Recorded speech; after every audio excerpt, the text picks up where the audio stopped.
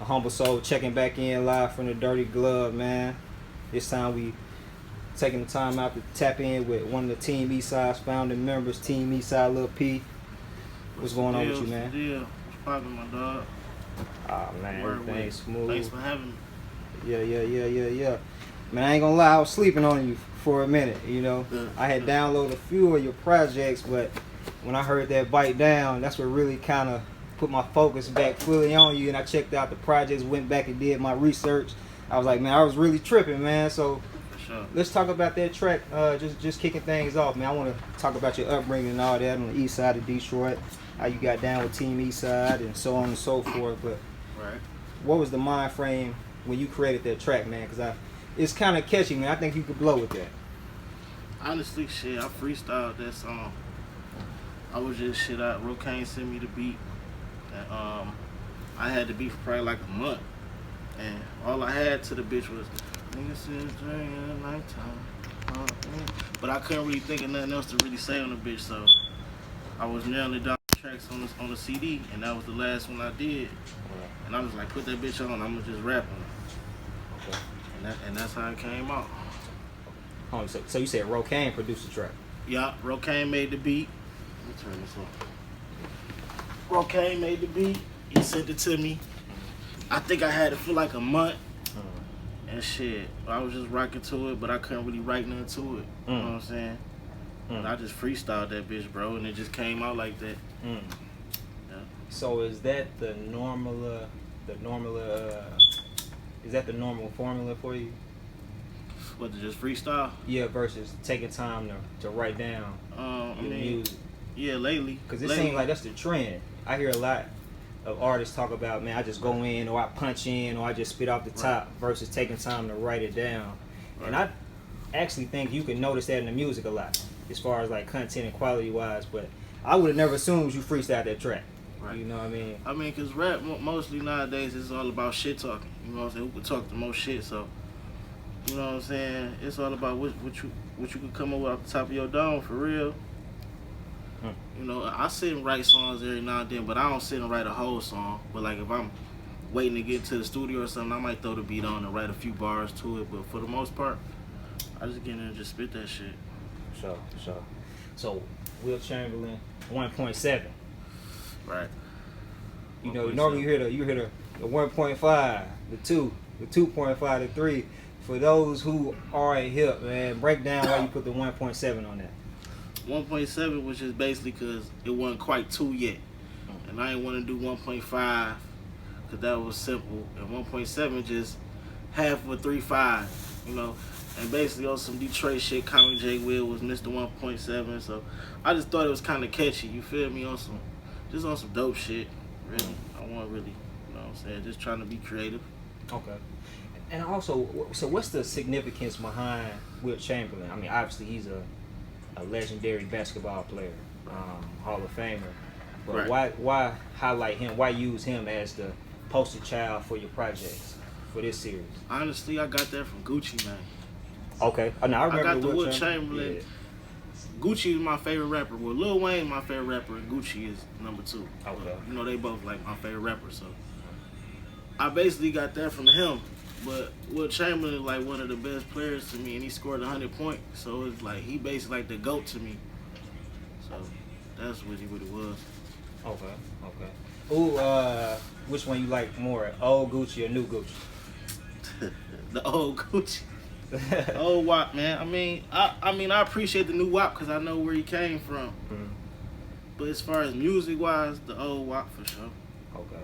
Because when you say Wilt Chamberlain, that takes me back to that time when it was so icy. Right. Yeah. You know, when they was really crushing on the mixtape side. But I mean, but it's a blessing now he's blossoming. Went on commercially to be successful, man. So that's a beautiful thing. It's all about evolution. So, but man, let's take it back to the beginning. I just wanted to ask you about that track, man. But I would like to just get a little bit more familiar with who you are as a person, man, outside of the music. So, I know you represent the east side of Detroit. I know you.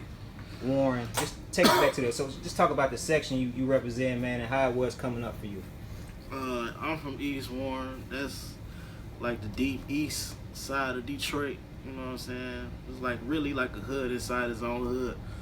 Like, you know what I'm saying? There's really two sides to the hood, and niggas really rep they street in my hood. You know what I'm saying? Whereas the 6 Mile niggas run with the 6 Mile niggas, 7 Mile niggas run with 7 Mile niggas. You know what I'm saying? But East Warren is basically like just a hood inside itself on top of Mac. You know what I'm saying? Mac and East Warren is like on this side of the east side, then it's 6 Mile, 7 Mile. You know what I'm saying? But yeah.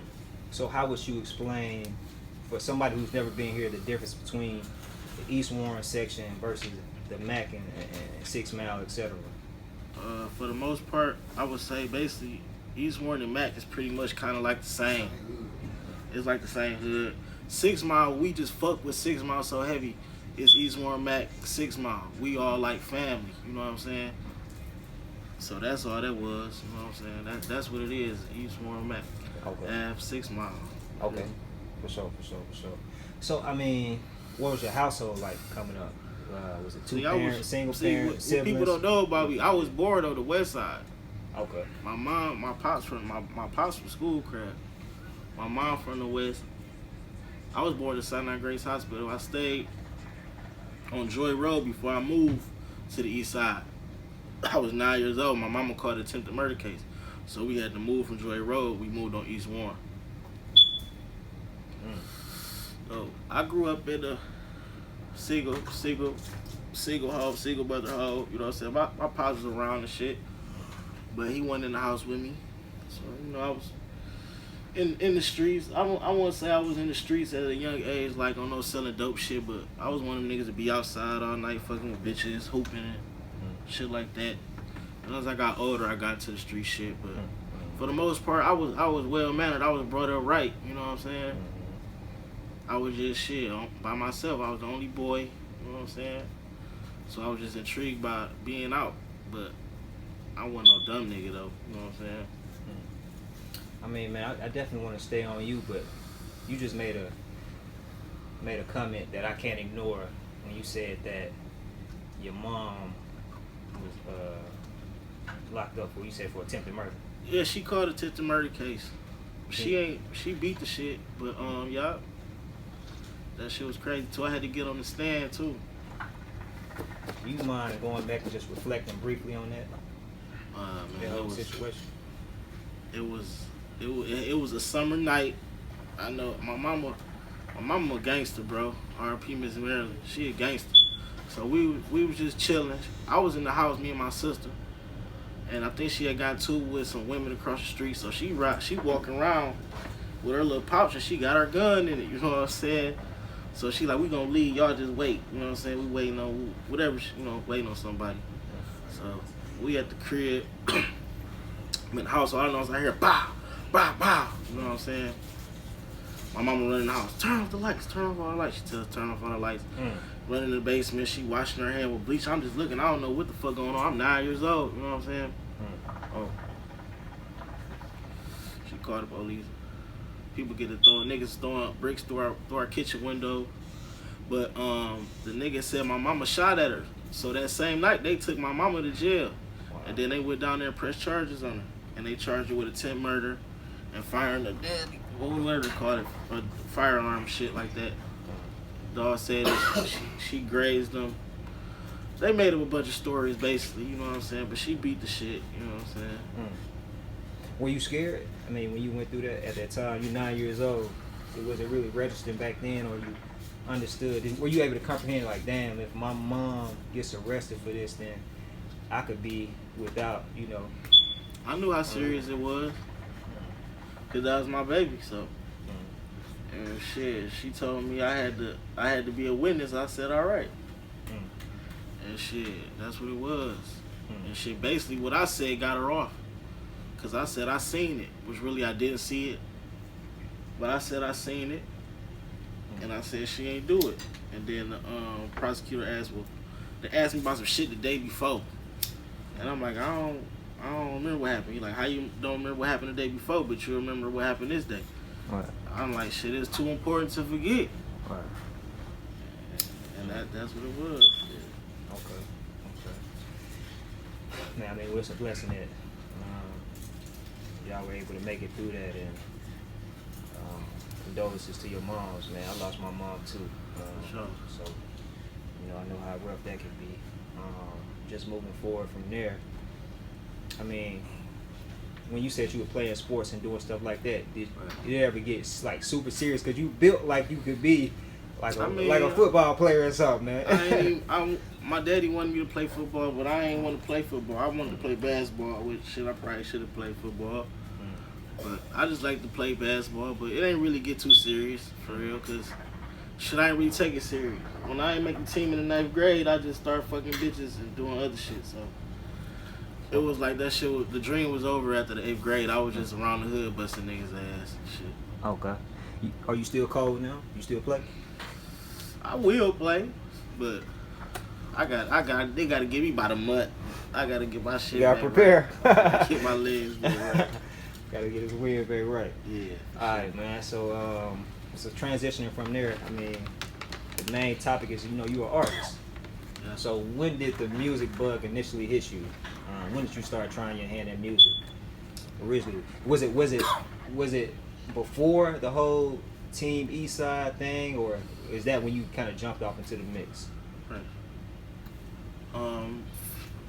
It started before. Really, I used to always love music. Like I used to buy everybody CDs. Like, back in the day, like it was cool to have a CD collection. Right. So I buy nigga shit. I used to buy Ludacris, David Banner, all type of shit. I used to listen to everybody. You know what I'm saying? And we used to rate albums and shit. You know what I'm saying? But really, for the most part, I started rapping because Peezy was rapping and shit. And it wasn't because it was Team Eastside. This was before we was Team Eastside. It was just shit. He was rapping and that shit was sweet to me. You know what I'm saying? So I wrote my first rap. And I'm like, I was kind of shy and shit. So I rapped it to him one day and shit. We riding and shit like, yeah, that shit sweet, bro. I really think the nigga was just telling me that because I was his man for real. But he motivated me to do that shit. And I'm like, I dropped the song and he put it on. They had a little hood mixtape called From Crumbs to Bricks. And he put it on there and shit. So that shit geeked me up. So I just kept trying and shit. I just kept coming around rapping and shit. You know? So what was that first track? What was that? Do you remember? Fucking that Soulja Boy Shootout. Shoot. Let me get him shoot. I freestyle on that bitch. Yeah, that beat. Yeah, for sure. Okay. How was the reception when you put it on? Man, it was just some hood shit though. It was some East Side shit. So okay. It ain't make it past the hood for real, but it was straight. I mean, it was cool. But I know that had to feel good, man. You got like somebody pushing you, or like showing support. Like yeah, like I said, it for sure motivated me to do that shit.